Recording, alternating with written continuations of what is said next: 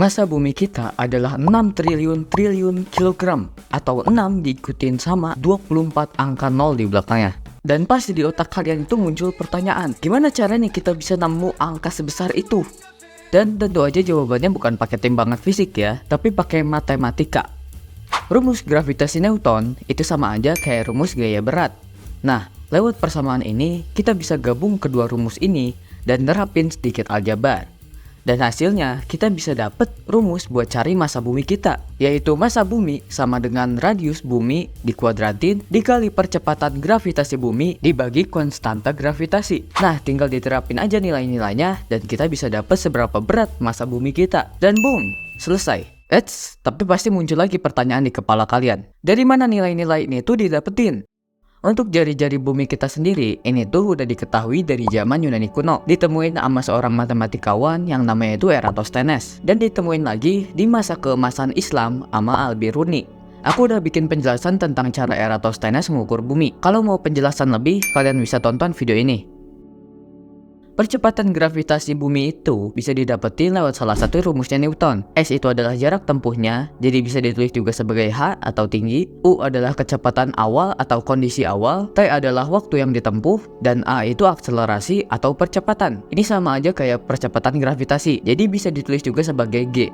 Di sini kalian bisa eksperimen sendiri di rumah. Caranya tuh ngejatuhin benda yang sekiranya nggak terlalu terpengaruh sama hambatan udara di ketinggian tertentu. Terus tinggal dihitung aja butuh berapa detik buat benda itu jatuh ke tanah. Di sini aku eksperimen pakai pulpen sama kertas A4. Karena gue pakai tumpuan kertas, otomatis ketinggiannya tuh udah ketemu. Yang gue pakai itu A4 yang punya panjang 297 mm.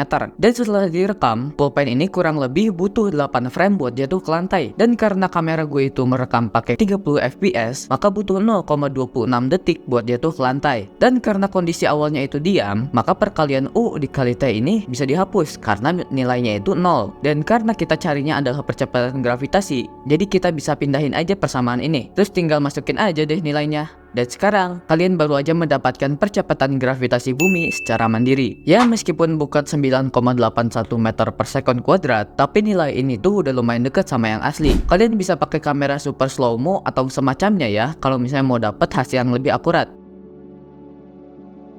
Nah, sekarang yang terakhir adalah konstanta gravitasi. Untuk ini tuh bisa didapat lewat percobaan Cavendish. Singkatnya, percobaan ini tuh pakai batang yang di setiap ujungnya tuh dikasih suatu massa, sebut aja massa A, dan di tengah batang itu tuh dikasih kawat torsi, lalu digantung ke atap gitu. Terus di samping massa A ini dikasih bola yang punya massa jauh lebih gede, sebut aja massa B, dan massa B ini ditempel ke lantai biar gak bisa gerak. Jadi yang gerak itu cuman massa A. Nah, bola yang massanya lebih gede ini bakal narik benda massa A. Dan kalau misalnya kita tahu momen gaya atau torsi dari batang itu dari ngeliatin pergerakan batang yang ketarik massa yang lebih besar, maka kita bisa tahu seberapa besar gaya gravitasinya yang dirasain sama massa A. Kalian bisa tonton eksperimen Cavendish di video-video ini. Dan mohon maaf gue gak bisa ngepraktekinnya soalnya ini tuh susah, terus lama, dan butuh effort yang banyak banget gitu.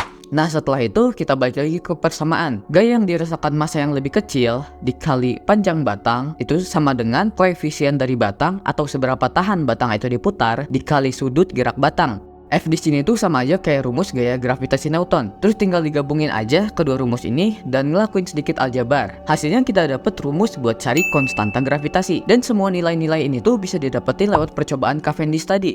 Selesai sudah pertanyaan gimana kita cari massa planet kita ini. Tapi muncul lagi pertanyaan, dari mana asalnya rumus-rumus yang kita pakai ini? Gimana para ilmuwan tuh bisa dapetin persamaan-persamaan rumit kayak gini?